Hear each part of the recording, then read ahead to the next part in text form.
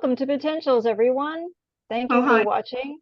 And we have Dr. Andrea Martin back on the show, and we have a special guest today, Lorraine McAdam.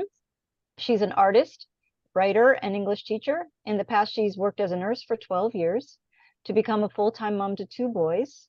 At 45, she retrained as a teacher, and she now has been teaching English for 14 years and runs her own tuition business. She is unusual in that she believes that she's been having encounters with the paranormal ETs and UFOs since she was a child. She's married to a doctor and lives in Cumbria in the UK, close to the English Lake District, and she is also an author of the book Phantoms in the Night, or ETs, My Lifelong Experience of Contact with the Paranormal. And please welcome Lorraine McAdam, and thank you for coming on the Hello. Hi, everyone. show. We've been waiting for what, almost 2 months, I think. Oh, Something like that. We've been chatting, haven't we? We've been chatting. This is Yes. awesome. Here, this is going to be brilliant. Yes, we're gonna have 2 authors in a row, and man, I appreciate you coming on and talking about your experience too, because a lot of people are afraid to talk about their experiences. And so it takes a lot of courage, and I appreciate that.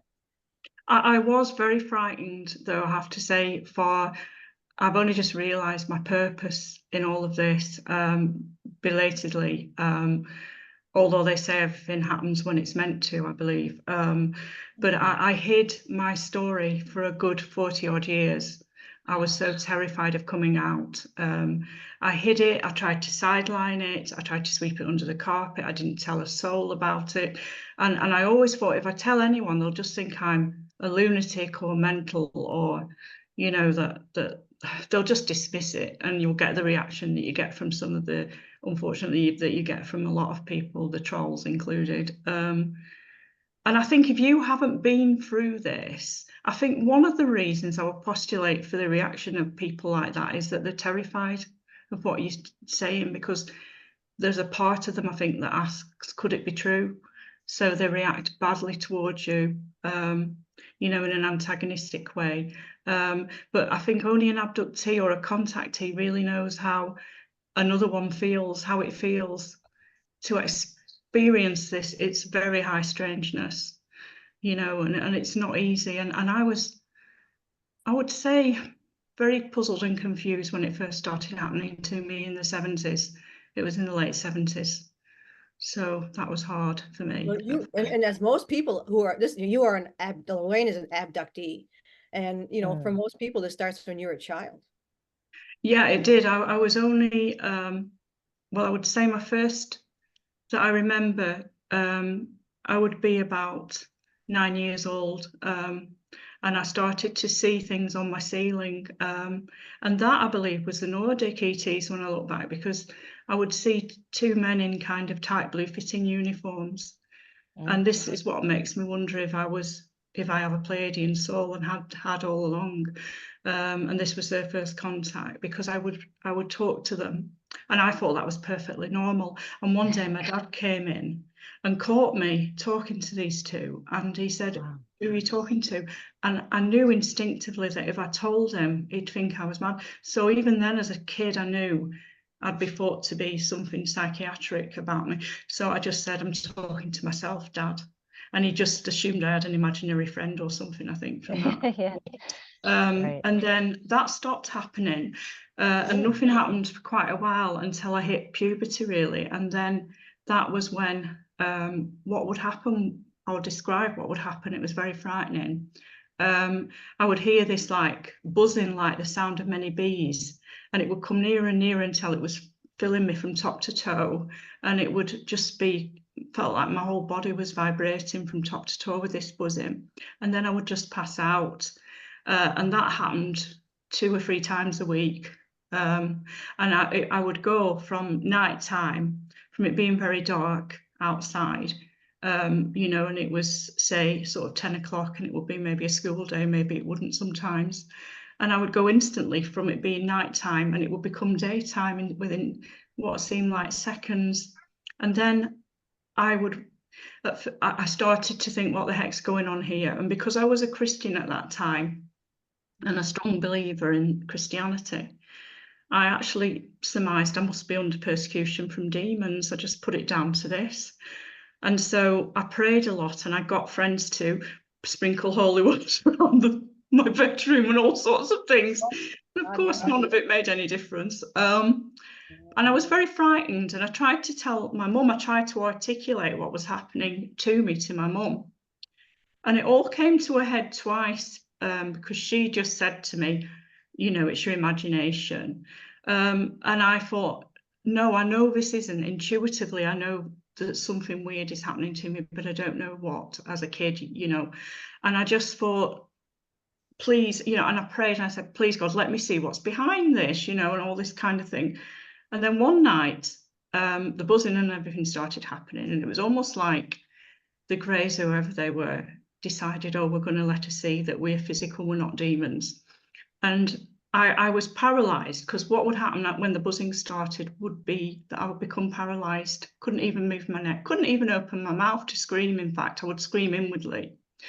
And I said, let me see something telepathically, and this is where the telepathy comes in. And they must have heard me, because they showed me their hands, and they look like a typical grey alien hands with the long fingers. You know, they don't have as many fingers as we do. They have 3 on each hand. And they almost have this like claw-like appendage on the end. And when I saw that, that frightened me a lot. And I dug my nails into their hands, and then they did it back to me. And then they let me out of it. And then I ran to switch the light on, and I saw marks where they dug their claws or whatever they were into me. So I was injured a little bit. Not badly, but injured enough that marks were made.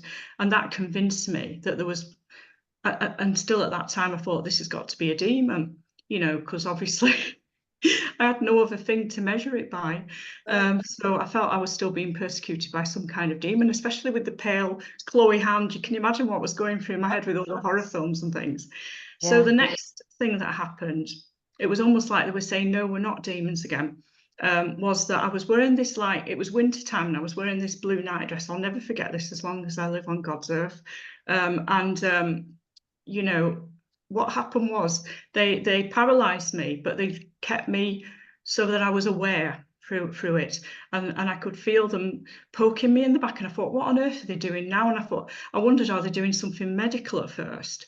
And I could feel this like moving up and down my back, and it felt like, for want of a better description, if somebody stuck a pencil in your back and they were moved it up and down and round and round. And I thought, what on earth are they doing? And then I heard this sort of telepathically, I heard them say, we've known you before. And I said, well, where? And they said, we've known you before. They didn't give me any other information. And then I was allowed out of it again. So I immediately ran to put the light on. Mum wouldn't allow me even to have the light on, or a night light. That was even more terrifying. She was quite strict. You know, she just didn't understand. You know, I took my nightie off. What on earth have they done to me now? And on the back of my nightie, there were these, what I can only describe as, in black charcoal, it looked like. Now, I didn't have any charcoal at home. I had pencils for school, but I didn't have charcoal, which is thicker and different. You know what I mean? Yeah. It was as if they did this on purpose, I think. And they looked like Egyptian hieroglyphics. And I've since been told by several clairvoyants that I had an ancient life in Egypt. So that could be what they meant, but I didn't understand at the time when they said, we've known you before. I didn't even believe in reincarnation. Yeah. I now do. So I think what they were trying to say, when I look back on that now, is we knew you in ancient Egypt in some capacity or other. And of course, if we look at the ancient history of the earth that's been hidden from us, you know, that was lost, a lot of it was lost. And I am trying to do a lot of research on the Nordics at the moment in that direction. There is a lot of evidence to suggest that they did move amongst us openly back thousands of years ago, and intermingled with us and helped us to build our civilization, because of the great floods that came and destroyed the planet. We had to have a sort of reset of our civilization. And there are records of people coming from the sky to come amongst us, to help us to rebuild our civilization. That is documented. You can see it on, I think Gaia have dealt with it. You can see it in the teachings of the tablets of Thoth. I believe Thoth was an extraterrestrial, personally. Yeah. The Emerald tablets. Yeah. Oh, yeah. Yes, I don't know a lot about them, but I know enough about them to tell you that they're very full of wisdom and laws. Absolutely. And that sort of thing, and there were laws that made sense, and maybe the first democracy as well, I would argue. But we lost all of this knowledge somehow. But I believe that there is a connection way back, where I believe, in fact, I know that I was married to a Pleiadian, but he was on Earth, and he was openly on Earth at that time. Yeah. He wasn't hidden like they are now. He was openly in Egypt. So, you know, that is something I've since kind of remembered, whatever you want to call it. You know, I had Recovered. recovered in a very vivid dream, where I knew where I was. I don't know where you can probably understand that, Andrea. When did you have the dream? Not that long ago, actually, a few months ago. A few months. And it was, yeah, it was almost like a confirmation to me, because I'd been puzzling about this. You know, why did they do that on my night dress? All these years I've been thinking, why those symbols? Yeah. You know, one of which I did recognize. I didn't recognize any of the others or interpret, but one of them was the Ankh, you know, the Ankh, the Egyptian Ankh. Oh, interesting. Yes. So that's all I knew, because we'd done a little bit on ancient Egypt at school, but right, you don't, yeah. So that is a symbol that was put on the temples, am I right? Yes. I don't, yeah, yes. that's their, yeah. Do you still have the night dress? Do you still have the symbols? No, do you know You what? don't? I was so terrified, because you have to understand that at the time my mindset was firmly in the camp of Western Christianity. I didn't believe in reincarnation. I was a very naive teenager, you know, just hitting my teenage years. I was absolutely terrified by it, so terrified, in fact. But I wasn't so terrified that I showed it to my mum, and unfortunately she's no longer with us. I lost her 4 years ago. But she would tell you, if she was here, I swear she would tell you, she showed me that night dress, and we sat over it, and I accused her of drawing them herself, which is what she did, of course. Well, I would say, well, how on earth would I know about hieroglyphics? I would, you know, would be my defense of that. So she made me wash it, because we weren't very wealthy. And this was another factor. And she said, you can jolly well scrub that with soap, young lady, and get them out. I mean, you know, because we were on our own. My father had left, kind of abandoned us, and there was just me and my mum, and she didn't have very, bless her, you know. So she just thought, from a practical point of view, I can't afford her another winter diet. She's going to have to wash this and give it a good scrub. So it was more like, and she blamed me, which really annoyed the heck out of me, because I thought it was the demons. And I know that sounds so funny now, but I couldn't wait in a way to get it out. And it did come out, of course, because it wasn't anything that stained permanently, whatever it, I think it was charcoal. And I thought, why on earth did they do that, you know? And then the most awful thing that they did, where mum nearly took me to, she threatened to take me to see a psychiatrist. They actually locked me out of the house. They put me back in the garden, instead of putting me back in my bedroom. Now, I think that was probably on purpose when I look back, because obviously the back door and the front door were both locked against me. I had no key. And it was to tell me, look, we're physical beings. We're not demons that you keep accusing us of being. And I knocked on the door, woke my mum up. She came down, and it was like something out of a comedy farce, you know. It was kind of, what are you doing in the garden in your nightie? And me being really sarcastic and a bit lippy, saying, well, you know, I just fancied a little walk in the garden, you know, I just... And then she said, did you climb down the downpipe, lady? And I said, yeah. I said, I climbed down the downpipe because I really fancied a stroll in the garden at 6 a.m. in the morning, just as the sun was coming up and the birds were singing. It just took me. And she said, I'm going to give you a clout in a minute, lady. You know, that's the Lancashireism for a slap around the ear. And she was really not impressed.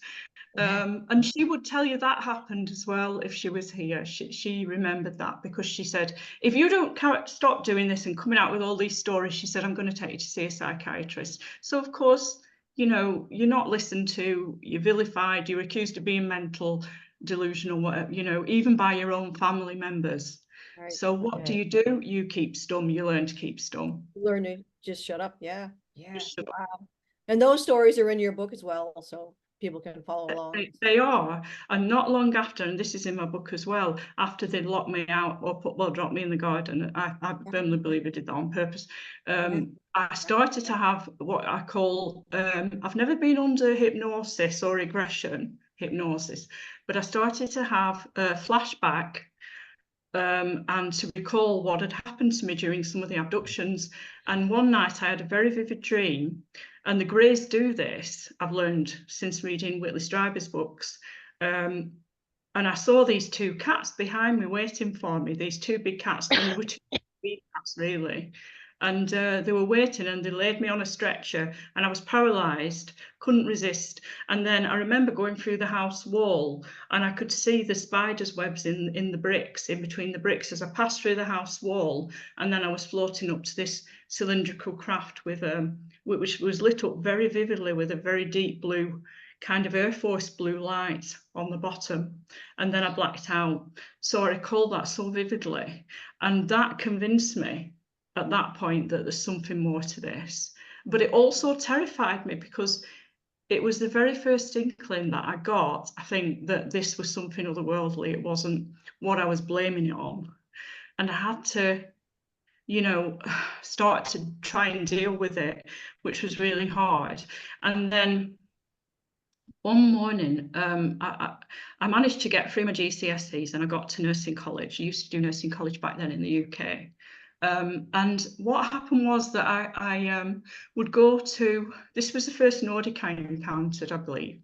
I would go to work on a bus, well, to college to do my work on a bus. And there were usually lots and lots of other teenagers going to college on that same bus, because I lived on this huge estate. It was like what you would call a social housing estate. And whenever she appeared, the strange thing was that there was no other teenagers about. Now, she looked to me like a teenager, but she never spoke, and she was very, very beautiful. You know, I think far more beautiful than I've ever been, even when I was younger. She had long blonde hair, very high cheekbones, you know, and I looked at her and I thought, oh, what a beautiful girl she is. I was a bit jealous, actually. And I just thought, where are you from, you know? And she stood there and gave me this really blank, you call it the Pleiadian stare, Andrea. And she just looked up, and I thought, and I said to her, and I just had this intuition. And I said to her, you're not from here, are you? And I just had this knowing that I was in the presence of somebody otherworldly. And she didn't acknowledge, she didn't say a lot, but she then appeared again once more, and then I never saw her again. Wow. But it was almost like she thought, yeah, she's picking up my energy. It was almost like on a spiritual level, we connected. We didn't need to talk to each other. It was just like I instantly knew. And I get this a lot even now, where occasionally on the ground, you know, I believe they move amongst us. Oh, and I know when I'm in the presence of a Pleiadian in incognito. And I've actually said to them, I say, I won't harm you. And I send a message, your secret's safe with me, but I know who you are. I know you're right. So and smiles at. Yeah. And then they'll go on. And like they're saying, I know, but you know who I am. You know, and it happens occasionally. It happened in the Lake District during the summer. Yes. Yeah, that's in your book as well. Yeah. You'll probably have a lot more of that coming in the future. A lot more of those kind of encounters, I'm guessing. Do you think, why do you feel that? I'm interested to know. because I feel like they're here. There's a lot more of them that have just come in. Yeah. And so they're assimilating into the culture, and they're just like going to stores and living Yeah. normal lives just like us, moving in next door. And so you're going to run into them. I already have here where I live. Oh, A few wow. Yes. times. Anytime I go to the store, I go out, I Yeah. run Well, into they're supposed to be, yeah, they're bringing down quite a bit yeah. And do you of just course, they're ensure? already working I with the acknowledge governments and them the militaries. telepathically. Yes, So same here. Yeah, yes, because I I don't just want think to. it. Yeah. Yeah. oh And yeah. then they smile Yes. back at me. They smile. Oh, They don't Yeah. say anything. They just smile like, Same, yeah. yeah. I even saw a girl in the playground when I went. When I was on the school run. This is a while back because my children are grown up now. right. But there was a lady in the school playground, and I actually said to her, "I know you're not from here. Can you rub your nose if I'm right?" And she immediately put a finger up and went like that. Wow. That's awesome. And I knew this is a Pleiadian lady. Yeah. Yeah. Yeah. So cool. It's, Thank you. I said in my head, I said your secret safe away. Yeah. right, know. right. Yeah, If you can feel their if you're energy gonna for sure. and I think this one in the beginning of your book actually is on it's on page 2. There you go, page 2. Yes, yeah. And I can, I think for a lot of people who have been abductees, which would have been, of course, back in the day, and you're just a child. I mean, you didn't know what was up or down at that point. But like you I said, didn't. No. especially with the gray aliens, people might have thought they were probably having sort of demonic attacks, or just as any kid, I think, your worst nightmare is a thing under the bed. It's like, Oh, absolutely. Yeah. I mean, and then it happens. yeah. And then it But I happens. think, Yeah. yeah, I think this is a good point too, which is something that crossed my mind. Because I've never been an abductee. I've been a contactee ever since I was a child. And I was never Yes. religious, so I never thought anything religious. But Right, yes. Yeah. I was brought up as a strong Catholic. So. yeah, so I just took it for like what it was. So it's Yeah. So it's hard to kind of. I was put right on the road to. I think the first seeds were planted against that kind of thinking, if you will. I don't. Have you read all of my book? Because did you read the bit where I was poorly in Cyprus, 1986? The first seeds of doubt were sown then, I think, for me, where I was desperately ill, and do you want me to talk about that, or sure, absolutely, yeah. Well, again, I was still in this naive kind of westernized Christian mindset at that point, and I was desperately ill in Cyprus. I even thought I might die. Actually, I was so ill. Cyprus event, yeah, that was wild. Oh my God. I got this severe food poisoning, and I can't even remember how they got me to the hospital. I think I must have been unconscious, and I came to in bed with a drip in my hand and everything, all the rest of it. And next to me was this really handsome blonde guy who I've sent you a picture of. Yes. I've since tried to reconstruct that because I have a very good memory for faces, with a friend who very kindly did AI constructions of all these people for me. And I've also sent a picture of the nurse I'm going to tell you about. Nurse Carola. Well, she said she was called Carola, which is a typical Cypriot name. So I saw this blonde boy and I was so embarrassed, because even then I thought I wasn't particularly the most attractive woman on the planet, and I just thought, what the heck have I, just my luck, I'm looking at my worst and I get this really handsome blonde fella next to me in bed, and I just assumed he was Swede or something, I just assumed he was Swedish. I was young as well.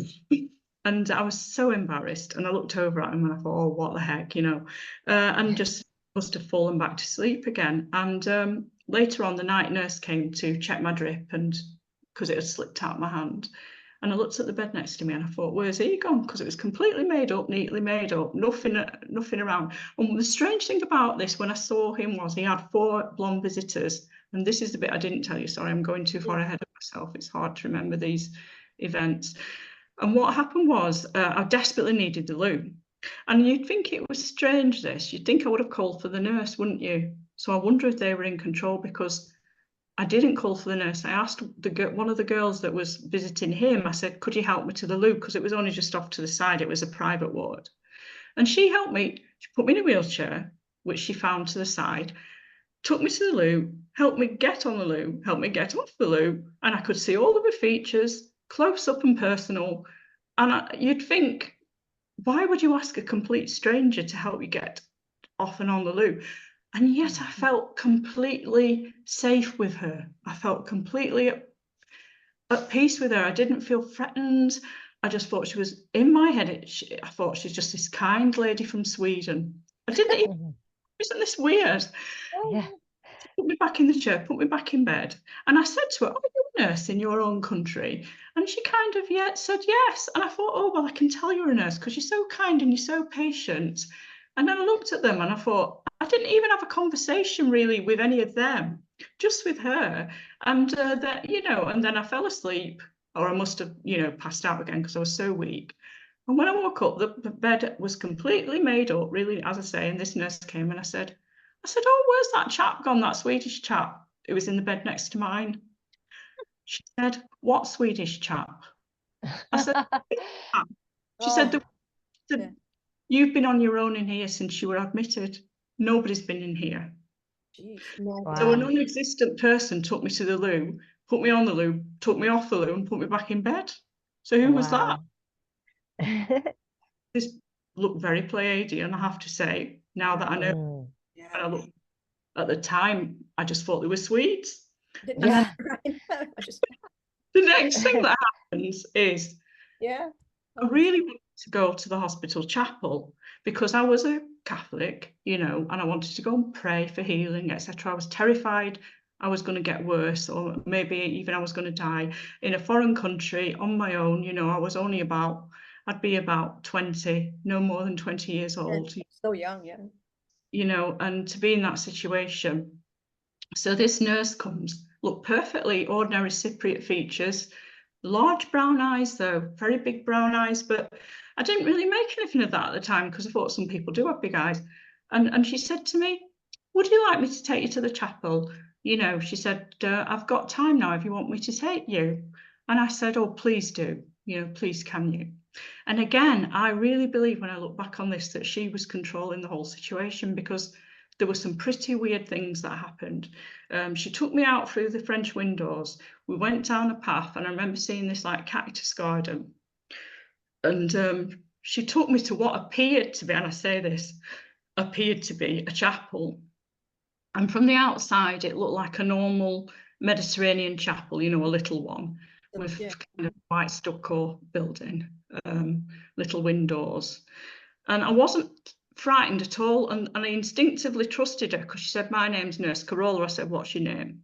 She said, I take you. And I thought nothing of it, until we got inside. And even then I thought, I just wrote it off as oh, it must be a bit dark in here. It must be an old chapel. And it was nearly pitch black. You could hardly see your hand in front of your face. And I thought, this is weird. But then, I trusted her implicitly. And the funny thing is, I don't remember her even taking me out of the wheelchair and putting me in a pew. But suddenly I'm in a pew, or what felt like a church pew. And then the other thing I don't remember is there being any padre or priest. Now, surely you would have heard footsteps coming down the aisle behind you, but I didn't hear anything. He was just suddenly there as if he just appeared right next to me. And I could hardly make him out at all. It was, like I say, it was very dark and I don't remember any facial features. So all I can remember is his voice, but I do remember what he said to me. And he asked me a question and he said, why did you want to come to a chapel to find God? And I said, well, because I'm a Christian and I wanted to pray and you can feel God in church in his presence. And he said, you don't need to come to church to find God. God's everywhere and in everything. He said, God's all around us. He said, you don't need to come to a building to find God. Yeah. That's what he was saying. And that was my first inkling. That was the first chink that formed started to make me question, why do I believe what I believe? I only realised after all this was over, because the next day what happened was she put me back in bed, no problem. And then the next day this male nurse came on and I'd asked her, can I have your address later, because I just warmed to this lady. and will write to each other, thinking she was a perfectly ordinary Cypriot nurse, you know, although it was a bit odd in the chapel. And another thing about this guy was she referred to him as, I'm going to take you to see our elder, not Yes. our priest, not our father, Yeah. our Wow. elder. Yes. Yes. And I've since learned that, of course, the Pleiadians do have elders that you can talk to. And he had this really deep, resonant voice, very wise, a lot of Wow. wisdom. And I said to this male nurse anyway the next morning, I said, can you tell me where Carola is? Is she on today? And he said, who? I said, Carola, you know, Nurse Carola. We don't have a nurse of that name on this ward. I'm sorry. No nurse of that name on this ward. I said, are you sure? She helped me yesterday. She took me to chat. Oh, no. I think, no. And then the next thing I knew, they were putting me on antipsychotics. Oh, yeah, that's even, oh my God, yes. That Because story is here in your book as well. And when they said, oh my God, I'm like, that's the worst thing. so, Wow. you know, this is the downside of it. It backfires on you spectacularly. And that was like major stuff that happened to me that I never forgot and questioned for the rest of my entire life. Kept it hidden until I wrote my book. And since, you know, that happened, other stuff's happened that is amazing, that I've talked to a journalist about. You know, I was in the local paper. And these things have happened intermittently. There doesn't seem to be a pattern. If I would say anything, it seems about every 10 years I seem to get some kind of intensive contact experience where they will do something to me or with me that makes me think, oh my God, it's happening again.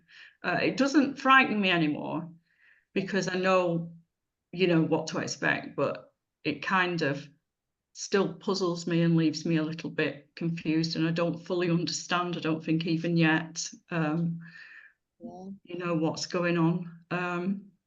Well, you've had such a, you know, you know, God, you know, I would say traumatic, but yeah, at points in times traumatic interactions, and, you know, such sustained types of intense physical bilocation, all these things that you don't know what they are. I mean, and even now, for many people are still like, oh, here we go. Okay, wait a minute, right? You know, you have to kind of get ready. But you're at a time where, like, you don't know what's going on. You're like, oh my God, am I going crazy? Or, you know, it's This just is what I felt. You had bilocation? I didn't know Yes. about that part. Yeah. Oh, what was that like? I'm not sure what you're referring to. Sorry, could you just tell me a bit? Where you're in two places at one time? Yes.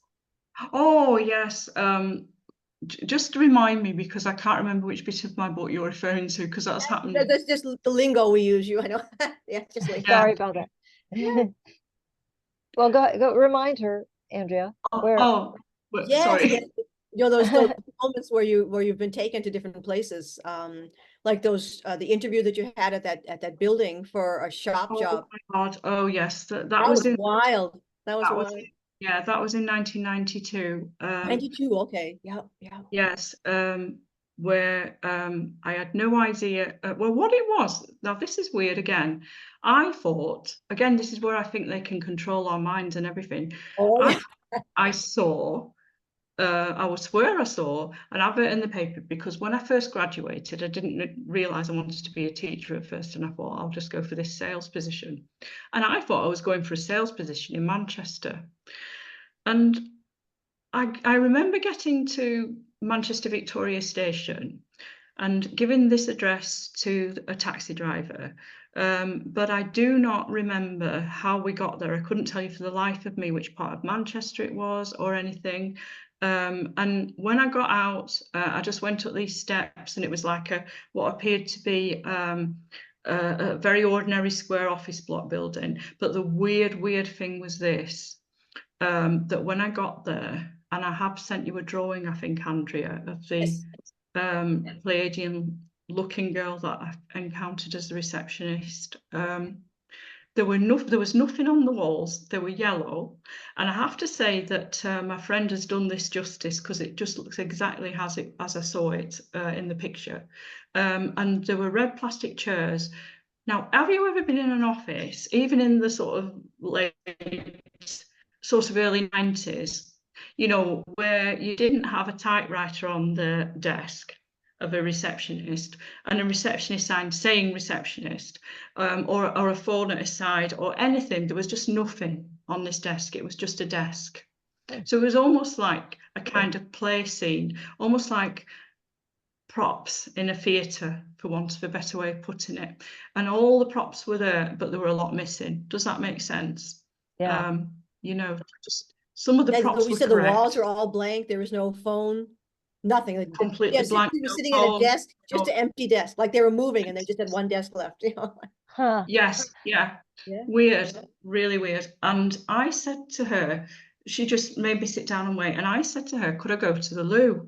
And this is when it got weirder still, because she looked at me as if I was completely mad and said, we don't have a loo. And I said, you mean you don't even have a staff loo? And she said, I'm sorry, we don't have a loo, and got quite flustered at that point, as if they didn't even need the loo, which I don't know much about this, but I'm presuming maybe they don't need the loo as much as we do, or maybe they only need it once a month or something. I just don't know. Well, it was so what you expect, well, they do, but they did that, what they had created there was sort of like a parallel experience.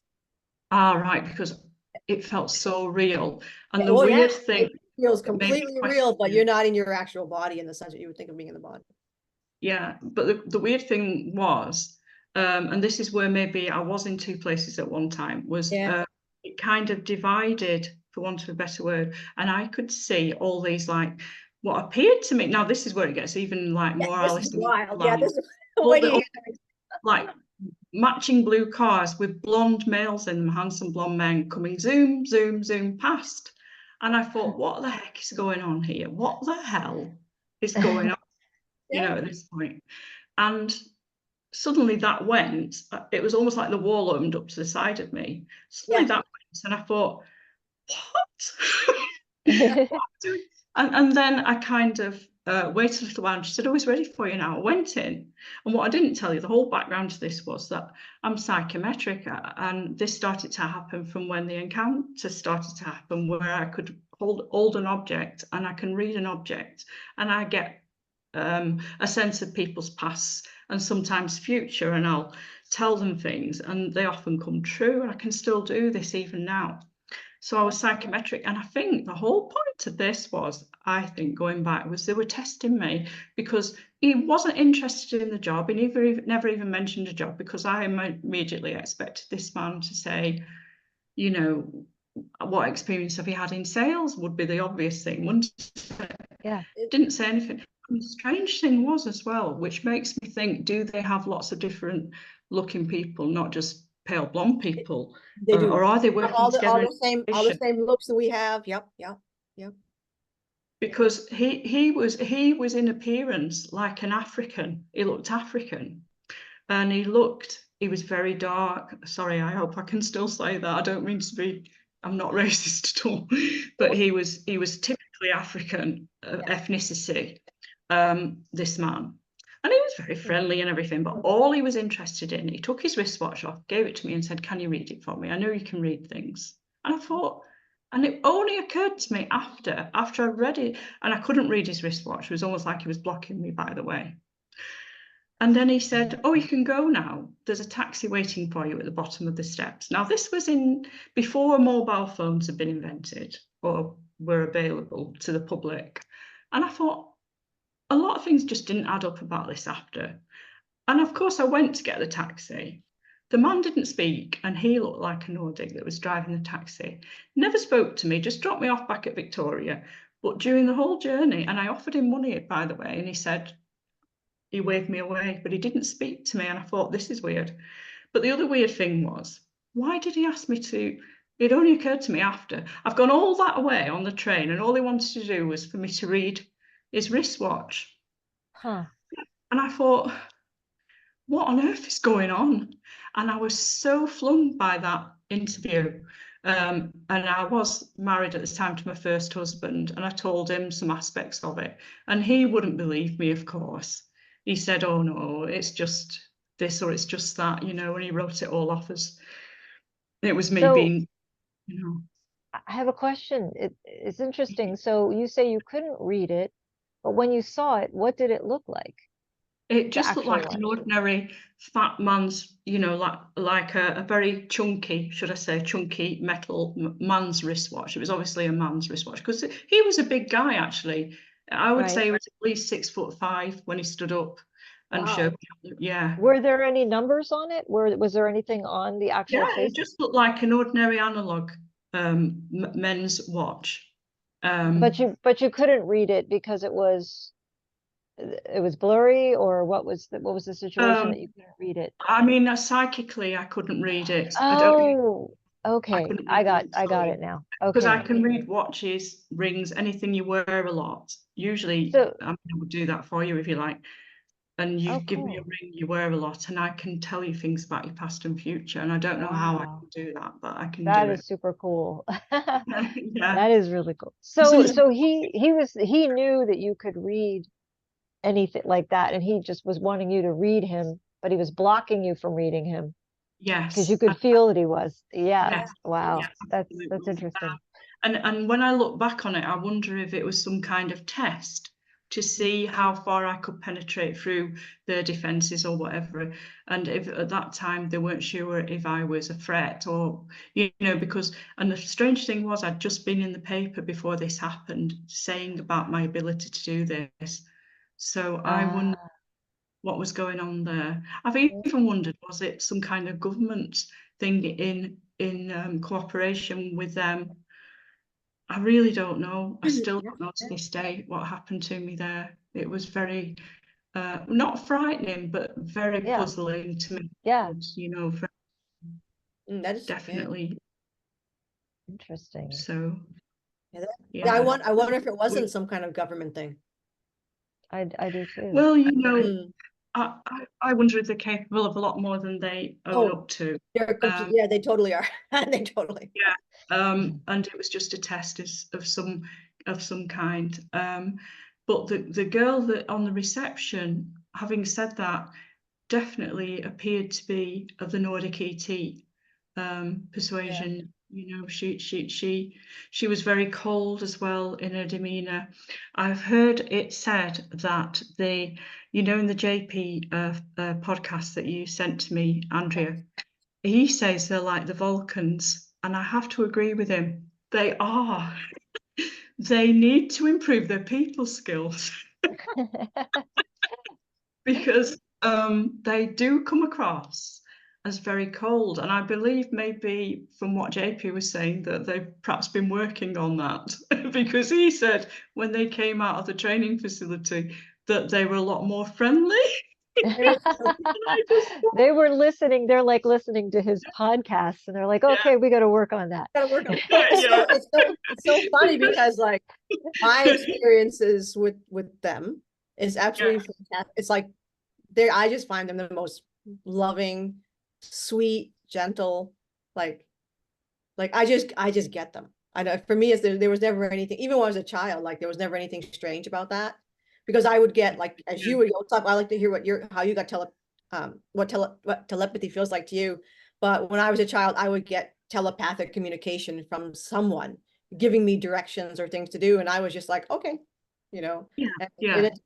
it's Yeah. Well, but I my have to say that the two I encountered when I was very ill were very compassionate and caring, and the elder was non-threatening, even though I couldn't see him. yeah, Felt great compassion from him. yeah. So yes, that I have felt that too. My suspicion with the one that you went with the sales thing is they were shapeshifters. Possibly. Do you think they were maybe reptilian? Yeah. It's possible. It's very possible. Yeah. Yeah, I just don't see why our guys would do that because they don't do that. Unless the only thing I could think of, which someone else suggested, was at the time I was going through a terrible time with my first husband because he was hitting me, and I couldn't leave him because I was in the final year of my bachelor's degree, and I didn't want to just have this huge upheaval on top of doing my final exams. So I wonder if they kind of were looking out for me, and this was their way of showing me they were looking out for me because after I did leave him, I went through a terrible depression, and it took me a while. And because I was a trained nurse, Right. and I left him and I went to live with a friend, and it all happened very quickly because he knocked me to the floor one night and broke 2 of my ribs shortly after that. And I did have to leave him. And then I did manage to graduate. And then I fell back on my nursing because I couldn't find a job at first. And then shortly after that, I was walking up to work, and I used to work nights as a nurse.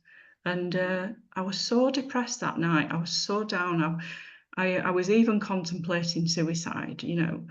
And I was with a friend called, can't remember his name. He was a colleague anyway. He was a nursing assistant that I got on really well with, and we used to meet on the bus going into Accrington, Lancashire.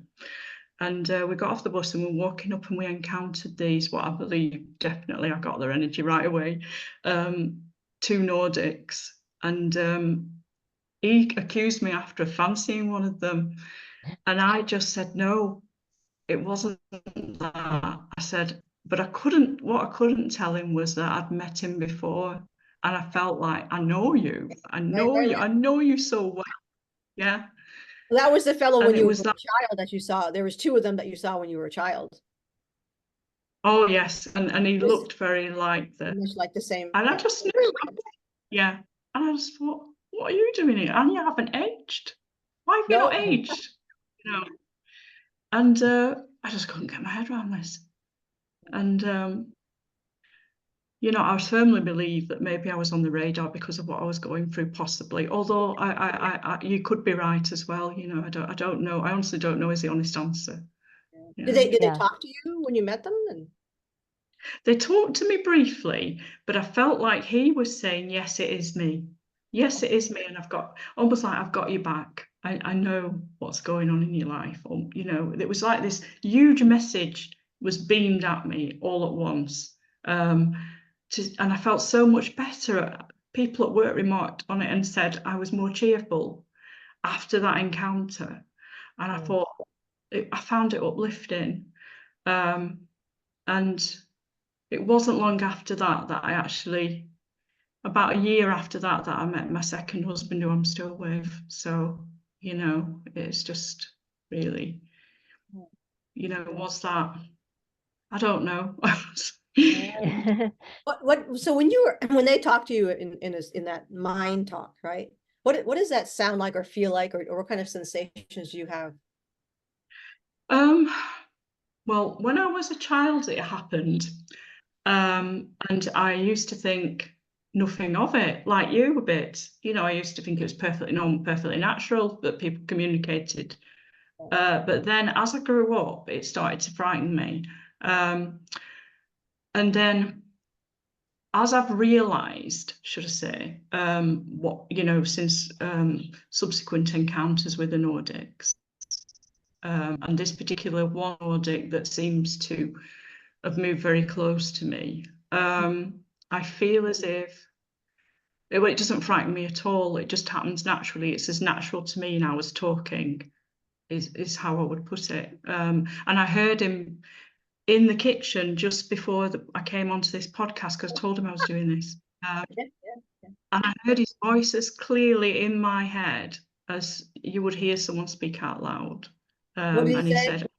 he said, good luck. Good luck. That's not very nice. I say, what? He said, good luck. He has a lot of faith in your abilities, which is always good. He's very, he has a wicked sense of humour, actually. They do. So. That is so funny because they're hilarious. Yes, he can be. When I was in Tenerife and he saw me, and I thought, did I really see you? And I asked this in my head, and he said, yes, you saw me, senorita. And he called me senorita. Yeah. You cheeky so-and-so, calling me Oh, senorita. this is people are gonna get they're spicy. Oh yes, They're good. People are gonna be there and there. I know some people think they're cool, but I'm telling you, they're not. They're funny. Yeah, they are They're funny. funny. Oh, yeah, They're spicy. yeah. They're like, whoa, like, yeah. Sharp. Yeah, Oh yeah, yeah. very, yeah. So this is something that, I think as well of late I've realised that, and people are going to slay me, the trolls are going to be at me for this, but I'll No, say no, it. we don't allow them on here. They're blocked. They don't have any. Oh, that's good. But I feel as if I have a Pleiadian soul, and I think that will make sense to you. I hope it Oh, you does. do. Yeah, absolutely. Yeah, that's you're here on the mission like the rest of us. Like we are all Pleiadian actually. Yes, And you know, yeah, and that's only come to my realization because during lockdown and in 2008, I had massive contact experiences, and I had to ask myself, why do these tall blonde people keep contacting me over and over and over again in such a profound way that I can't shake it off, I can't deny it anymore.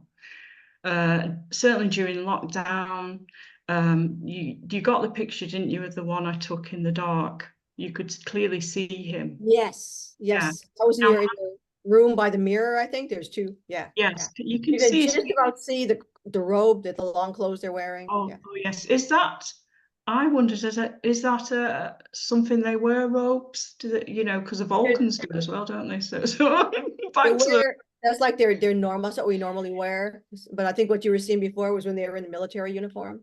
yes. Well, certainly in 2008, did you get a chance to look at those pictures of the craft I sent you that my friend had done for me? Yeah. Well, one was floating over the field, and this was 2008. And can I talk about this? Because I think And this is similar to what you have as a couple. Absolutely, yes. You can Yeah. talk about it. Yeah. Yeah, because how this happened was I hadn't had any contact, as I say, for ages. And then suddenly, like my children at that time would be about 8 and 12, sorry, 8, 9, 10, 11. Sorry, I'm terrible. 3 years between my boys. So 8 and 11. And we were coming up the drive one day, and this is how it started. And in my conservatory, you can see someone from, say, the waist up if you're looking out the window.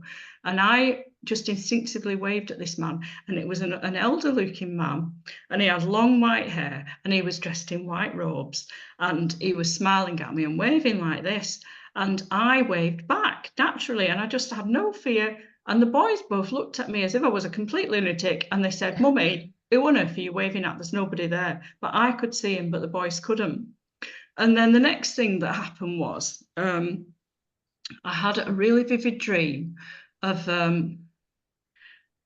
again a Nordic male, and he landed in my garden. I have a huge front garden, and it was like a very small tic-tac shaped craft, and it opened from the middle, and a hatch came up. So this craft kind of landed on its side in my dream. It was definitely cream coloured, and in the middle there was like an opening, but you couldn't see it till it opened. And it opened up, and he climbed out, and I went down the garden and I shook his hand. He was very good looking, very handsome. I think it was you know who. And then got back in the craft and flew away in my dream. And I woke up and I thought, what on earth was that about? But then it just kept giving this, because this was July 2008. And one day, about 2 days later, we were coming back from the library. We'd taken the children, because we always took them to get books, because they love going to the children's library. And I told my husband about this, and he just mocked me. And he said, "Oh, it was just a dream. It was just a dream."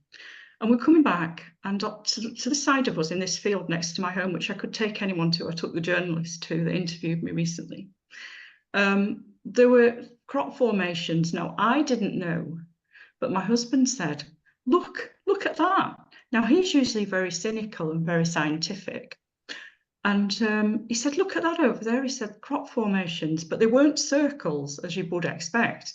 They looked like, anyway, a letter H. And you know the swastika symbol, which is an ancient symbol, isn't it? The Nazis kidnapped it, didn't they? But I don't know what that stands for, the swastika originally. Is it something to do with eternity? I don't know.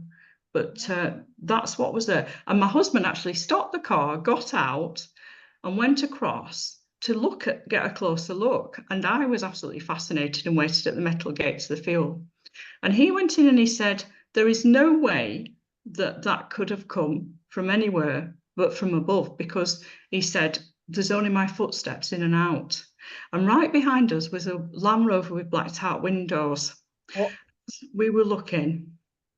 I thought, what the hell is he doing? And it was like, I got this feeling right away, go away, public. We need to get onto this. Will you please leave? So I said to Mark, I said, I think maybe we should leave. Yeah, the baddies, the government baddies. Yeah, well, something weird had happened, hadn't it? I don't know what. Yeah. I don't know who they were, but they couldn't wait for us. So this is where it gets really weird though. We drove up the road to our house, and as you come up the road to our house, it's quite a big hill that leads up to our house because we live in a countryside, like in a village, but right on the outskirts of it. And as we were coming up, and this really shocked me, I couldn't tell my husband. As we were about to turn into the drive, my husband goes, who's this cheeky person sat on our drive? Because sometimes people use our drive to turn around in if they've gone the wrong way. And I just thought, oh, it's somebody, just using our drive to turn around in, which is what I said to him. But when I looked, I clearly got a view of who was sat in the driving seat. And next to him was a lovely blonde woman, looked a bit like, if you know Maria Orsek. Have you heard of Maria Orsek? Yeah. She looked a bit like her. Yeah. Yeah. Jessica. Jessica Marie Yeah. Horse. And sat next to her was the same guy, because I have this brilliant memory for faces, and I'll swear it was the same guy from my dream. And as soon as he saw me, he looked really shocked. And they came out of my drive, he said something to her, and they drove away. What I couldn't tell my husband was, I know this guy. I resonated with him. I knew instinctively that I was seeing a Pleiadian, or what I would refer to as the Nordic ETs. But at that time, I hadn't heard of all this. I hadn't even researched it at that point. So all I knew was that I intuitively felt, you're from my dream, but I don't know who the hell you are. And what are you doing sat on my drive in a black Land Rover? Yeah. Why? After all these things. And then a few nights later, I get this kind of go to your window, 4 a.m. Yep. There's this massive craft hovering above the field in the distance, because now they built a gate on it, but at that time there was nothing there. And it was like they were showing off, because it kind of hovered and then it went on its side like a Catherine wheel. And then it went back on its above the field, and then it just vanished like that. Just gone. And I actually questioned my own eyes. I thought, what the heck is going on here? What am I seeing? And why was I meant to see it? And round the outside were green and orange lights flashing on and off. And it was so funny, because I know people, when I actually talked about this in the paper, somebody commented, they said, well, I'm glad to see that our interstellar visitors are observing our light laws. What was very funny. Oh, that's so cute. Oh, yeah, although I suspect he probably did that just to show off as well.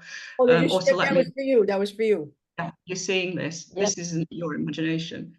And then I said to my husband, I said, if I see anything else over that field, I said, I'm warning you. I said, I'm going to go in my car and I'm going to investigate. And my husband said, fair enough. Didn't bother. Apart from he put a plastic saucer on a wire and dangled it at the window. So I thought, useless. Anyway, so but the strange thing was, about 2 nights later, I see these lights coming apart and coming together, coming apart, coming together. And I've since read that they have that technology where they can have some kind of craft that can separate into 3 parts. Am I right? And comes back as a whole and then splits up and so I thought, right, that's it. I'm fed up with this now. I don't know who you are, what are you doing this to me for, but I'm going to investigate it. So I got in my car, not so brave when I got there. Right. In the field was this craft on the ground with two male, one on either side. And I thought, oh my God, they're waiting for me. Yeah. And oh my God, I don't want to do this, was my next thought. I can't do it. I was just sat in the car, paralyzed with fear. And I thought, what if my car won't start? What if they take me and don't bring me back and my boys lose their mother, was all I could think. So off I went. And to this day, The thing I did was entirely illogical, because what I did was I made for the motorway exit and took the motorway exit heading south, you know, which takes you further down the country. Why did I do that? I know that you have to go right round our roundabout and come back to get into our village. And you just went the other way. That's so wild. Yeah. The next thing that happened, I pull into what I thought was the services. Well, it was the services, the nearest services that you can come off at. But what I didn't know at that time, because I didn't do a lot of motorway driving, was that you cannot turn around there. There's no way you can turn around at the services. You have to go. The nearest place you can turn around is what we call Wigton, which is exit, let me just get this right, exit 40. It'll be exit 40, because I've since worked there as a teacher in the college.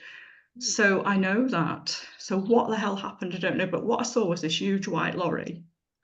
And I was in a state, as you can imagine. I was in a real state. I was shook up. I was frightened. I got out of the car and I said to what I thought was this lorry driver, because he was leaning out the cab looking at me as if I was mad.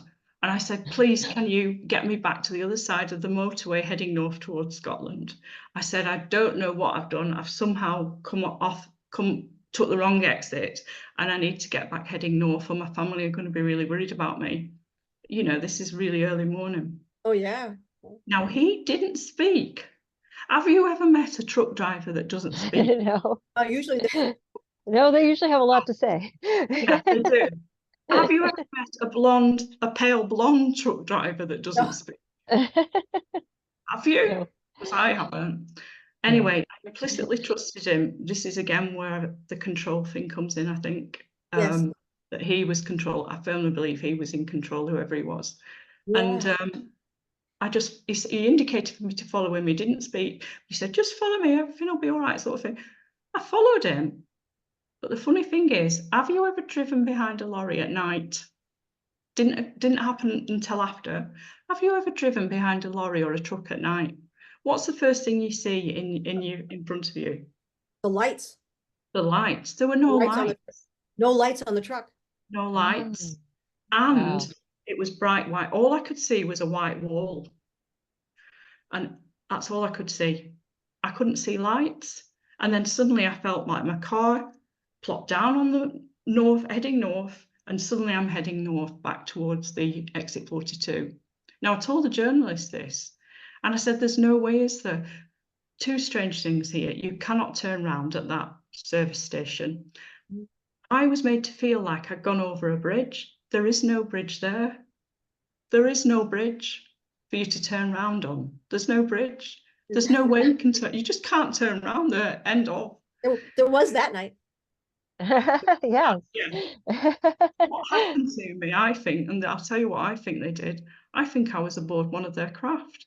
I think they took me up because I had missing time, and it only takes you 10 minutes to get back from there. Right. Yeah. I You've had had an missing time a lot of different moments here in your book. Yeah, of missing time when I got back, and my husband said, where the hell have you been? I've just been really worried about you. And no matter how I tried to tell him time and time again, I even took him back and I said, look, you can't turn around here, can you? He says, no, you can't. You can't turn around here. But he didn't want to face that. So he kind of reasoned it all away. Oh, you know, this. I said, how did I turn around then? He still can't answer me to this day. Yeah. And then even now, and now we'll jokingly say, well, they must have put you back on the north side then. They just put you back, you know, because you're silly and you went the wrong way. And they thought, look what she's done, we're going to put her back. We're going to just be yeah. Oh, that's so funny. I mean, it's funny in one way, but... Oh, yeah, I mean, at the time, sure. I mean, it's just so... But in another, it's them saying, we're real, we're here. Yeah. You know, because you know that happened, and you know you can't turn around there. Yeah. So, but and this is all about, you know, these kinds of books like that are to, you know, help to get people ready for the whole experience. That we're looking at, and also, you know, all the other people, God knows how many of people that have had these kinds of, but they never say anything because they're never going to say. And They're then frightened. now they're going to say, you know, that happened to me. So all of these, when things happen, all of these people are going to feel more comfortable to come forward and say, okay, because that's their job, is to come forward at this point and to help everyone. The problem I'm finding is I've been very disappointed actually on 2 counts, because my book hasn't sold in great quantities, and I have done a lot of podcasts, and I'm not very good at my own PR, or you know, I've tried the Facebook thing, you know, where you do a promoter reel. Yeah, you don't get a whole lot with that. That doesn't work very well. I've done that too. Yeah. And I've tried posting something different on my book page. Oops, we lost you. We have a disconnect, but yeah. No, I hear her. I hear no her. sound. Oh, can you hear me? I hear her. I hear her. Yeah, I do. Can you See, mine had no sound. No sound. Yeah. I heard her fine. I hear you. I heard you the whole time. I don't know. Maybe Andrea was having a problem. Yeah. What's new? Yeah. So your publisher isn't promoting, isn't doing. No, I feel as if they only do so much PR for you, and then you have to start to pay for it. And the other thing is, I didn't realise, I should have been less naive, I think, that you hardly make anything out of each book. But and I'm not that bothered about the money. But on the other hand, I think they should have been clearer about that than perhaps they were. Well, what I would recommend is you start to contact other UFO organizations in your area, around, and again, of course, around the world. And either give them, if you have like promo copies, or give them links to your website. And then if you can go to, of course, you personally can go around and do book signings and talks about your books. But then you can also go to, go to conventions. They have tons of like MUFON conventions, those kinds of things like that. Certainly England has them as well, where you don't have to, the problem is England isn't as open about this as America, and there are the Awakening Expo you probably heard of that we have, and I did go to that last year. But other things, you know, and another great big problem I have is that my husband's so cynical about it all, and although he's a good husband in many ways, in that way it's hard. I have to kind of, you know, not fight with him, but it's difficult, you know, when he says you make so little out of your books, and he's just looking at it purely as a business thing, and I'm saying no, it's not just business to me. This means definitely for the market, you want to contact the United States, contact the different media centers here, contact Rob Potter. We have different people who are doing it's more the community here and online. The online community. Could you send me some links, because I find that very difficult to find. And also, you know, the people who are watching this right now, anybody wants to drop anything in the comments that has any suggestions, please feel free to do that. You know, anyone who wants to reach out to you, you know, I can put something in the description of the video so that they can reach out to you and offer you some suggestions or help. I felt quite upset when I saw initially it had sold quite a lot, and then it kind of just went down, and I've been quite disappointed, because I have done at least 24 podcasts, and I've posted quite a lot of intriguing things on my book page. I'll send you the link for my book page after. I forgot to send that. So what you need to do is have, so now that you have all those podcasts, you want to put together sort of a promo package for yourself, which doesn't take much, and then contact news media. Because once you contact like in the States, so once you contact like a local paper here, and you can just Google information on them.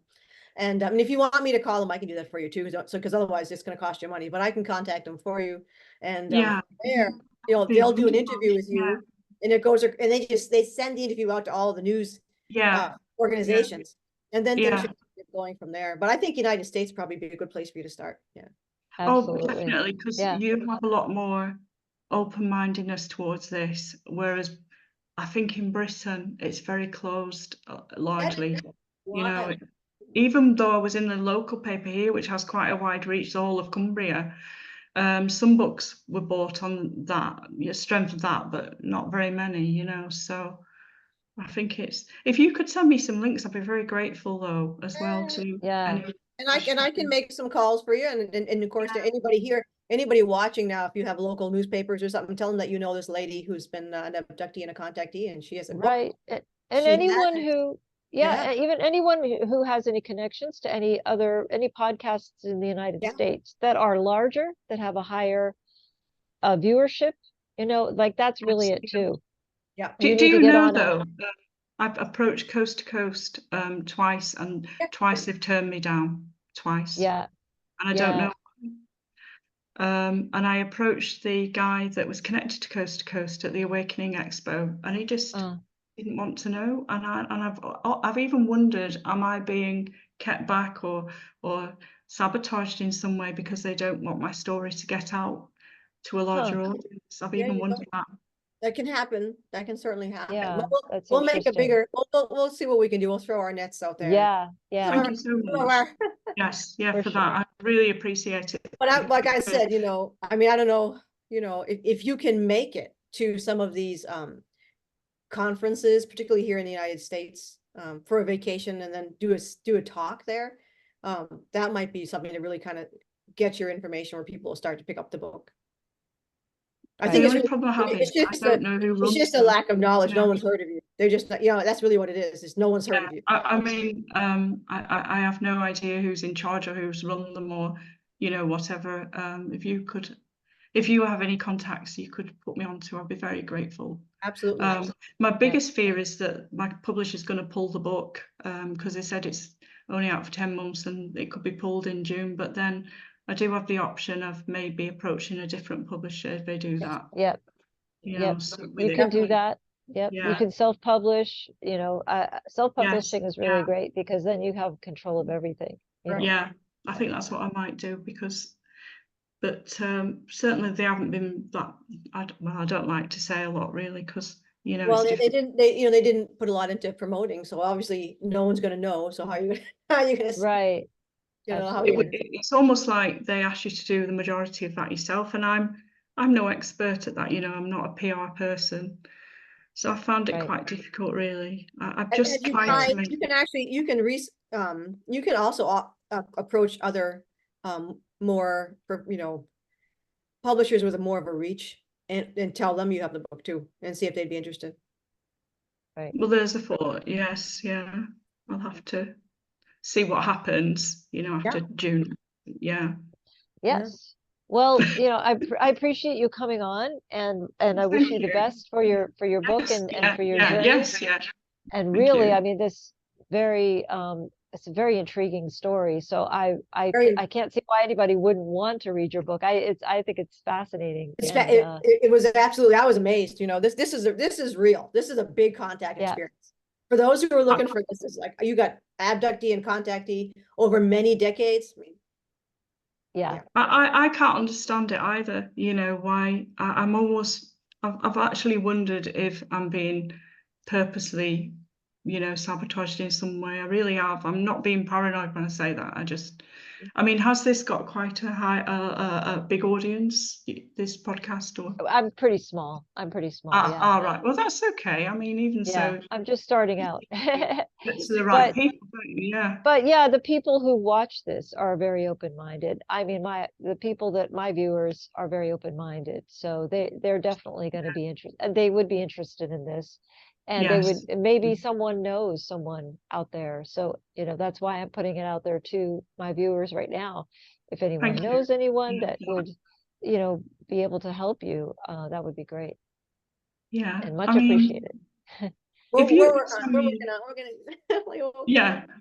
could send me links, that you think would be useful in the United States. I have considered contacting a paper here called the Daily Mirror do take this seriously and have published UFO stories. Do you think it's worth contacting them about? Absolutely.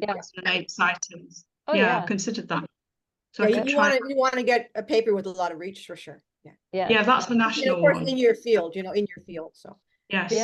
The golf journal probably wouldn't be a good idea, someone that has that kind of readership, And of course, we have a well-known published author from Australia coming on as well. So, I'll mention that to her. clients you. who love reading her books. Very Yes. passionate group she has with her books. They're fiction though. It's fiction. So, but Yeah, still, thank you. you know, they're very much into this kind of thing. So yeah. Yeah. Okay, thank you. Yeah, I am thinking of writing one about the Nordics, but it would take a while to research and bring it all together under one book, so to speak, you know, Right. because people don't seem to know a lot about them. And I feel that there is a lot to be found out there, but it needs gathering in together. You know, it's in our ancient history. It's also in our recent history, of course. I think Michael Salar's done a lot to contribute to answering questions about them. But even one of the main goals we have here with our channel is to get in touch with all of the different people who have had contact experience but have not come forward. Yeah. Yeah. So I think you'd be. I think once people are going to be really amazed just how many people have Yes. had these experiences that just aren't coming forward. And I know some people still are afraid to. Yeah. But yeah, definitely for sure they're going to start, you know, coming out of the woodwork, and people are going to go, wow, well, you know, this happened to me. This happened to me. It's like, Right. Yeah. Well, I hope so, because I just get very angry with people that have such a narrow-minded viewpoint, is to think that in this vast universe, how can they possibly be so arrogant as to think that it's just us? I mean, Yeah. my goodness. I think for most people it's just fear, because you're pulling the rug out from underneath them. And Yeah, there's not definitely. a lot of them. There's not a lot of them. Very few people now. Most people will get this. Yeah. Because it's just Yeah. common sense. Yeah. But yeah, I think there's just some Yeah. people where they're not able to process the It's the programming, you know, they've been programmed. it's Yeah, so yeah, true. yeah. Yeah. And, My 91-year-old woman didn't have any, my 91-year-old mother didn't have any trouble. no, Yeah. no. But yeah, I mean, it's as the conditioning starts to go away, and then more people start coming in, that especially the younger ones, and start to be more open to it and realize it and see it for themselves, it's going to become more normal, and it's only a matter of time. So I have a lot of hope for the future, and that's kind of why I'm doing this. You know, that's kind of why I do this show, is because to bring hope to everyone, that it's not always going to be like this. There's a lot of potential for the future, and that's why we're here. Our mission is to bring that into fruition. So that's why we're here, and that's why we tell our stories. So we have bad judgment. We don't make good decisions, but we're here to move the earth forward. yeah, we do what we can. We do what we can. But I just want to say thank you again for coming on, and thank you again, Andrea, for being on the show. And everybody, just please leave a comment in the video, like and subscribe, and appreciate everyone who watches. And everyone have a great day. Ciao for now. Take care. Right. I just say